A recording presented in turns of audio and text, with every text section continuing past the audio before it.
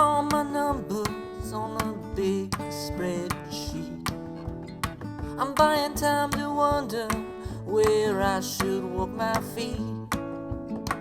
Pissing out the window at 5 a.m. You took 'em in the shower, oh here we go again. I still remember my tool trucking day.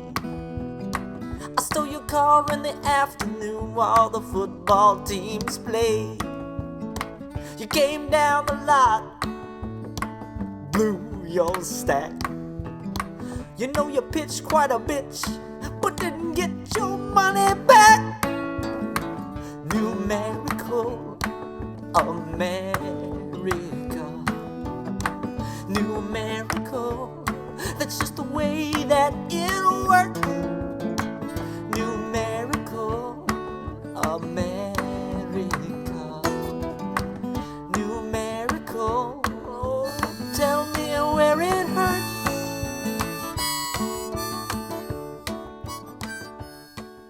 I just want to talk a little bit about Trump's Muslim ban. With this Muslim ban, it's like, was the objective really to ban Muslims and to protect us from ISIS? Like, I don't think so. I think it was a provocative measure to incite, if not a terrorist attack, at least an opposition on the left that would wear itself out. You know, I know that my more moderate friends are getting sick of it. My friend said an interesting thing, and I haven't really heard this perspective. He said that the liberals kind of fuck themselves because now, if there is a terrorist attack on American soil in the next 4 years, they are going to be the ones that looked like they put the guard down and made it happen. And I think that's what's happening with this Muslim ban, is they are introducing these ideas. It's sort of like the first layer, you know, the first coat of paint. And 6 months from now, a year from now, if there is a terrorist attack, like my friend said, we will have been ready for that. And all of these policies that right now we look at just with horror might seem not that bad to middle Americans. Look, there already is a heavy vetting process. It takes a year and a half for immigrants to be vetted to come to America, and like traditionally, these terror attacks are not committed by first generation immigrants. The first generation immigrants typically are grateful to be here. That's why they came here. You know, refugees, no matter what the fuck America did to their country to make them flee here, generally speaking, I think they're grateful, and they came to America for idealistic reasons. It's the second generation of immigrants that typically commit these terror attacks.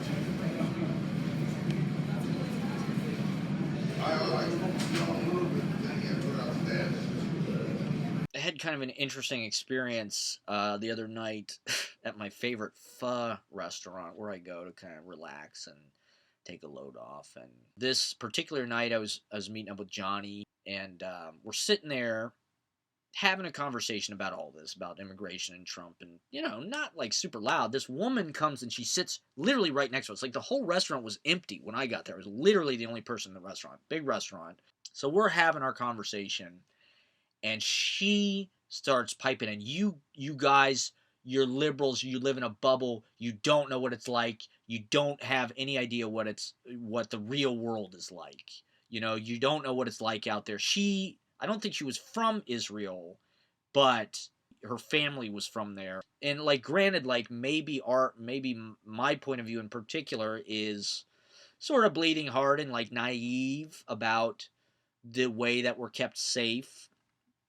But, you know, I posited the view that, you know, maybe these Islamic terrorists, so-called, wouldn't feel the need to blow themselves up to take out, you know, 15 or 20, Americans or French people or Israelis if the white Western world wasn't over there completely abusing their country and subjugating their country for their natural resources.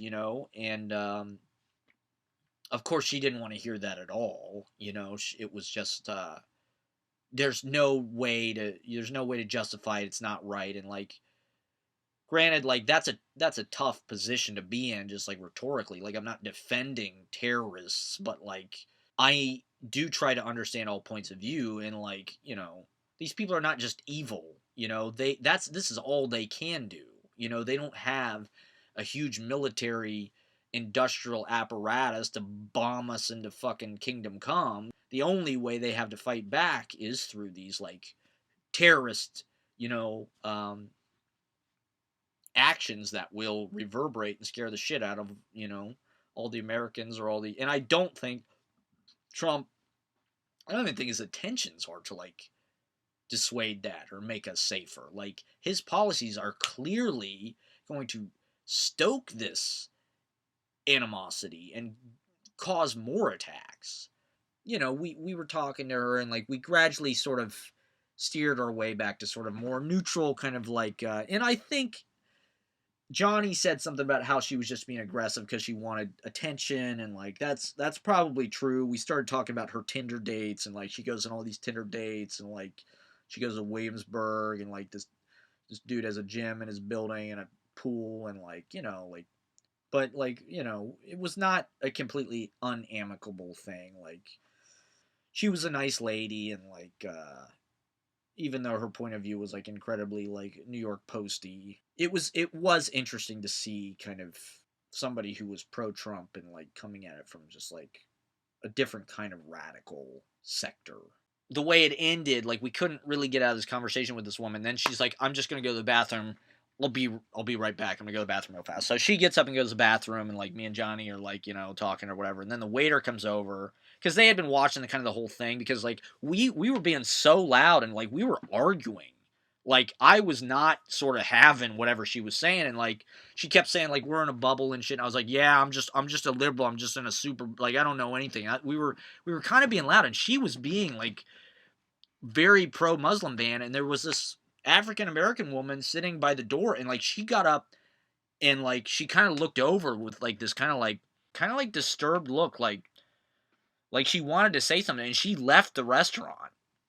So like, the waiters had been like sort of like witnessing this whole thing, and when she went up to go to the bathroom, the waiter comes over, and they're like, like, normally when she goes in the bathroom, she's in there for like 15 minutes. So like, you might just want to leave. Like, we had told her we were gonna stay and like talk or whatever, but like, the waiters were like, she'll be in there for a while. So Johnny wrote her a note and said, "Hey, it was nice meeting you, blah blah blah," and we split. And I gotta go to the bathroom real bad right now. So.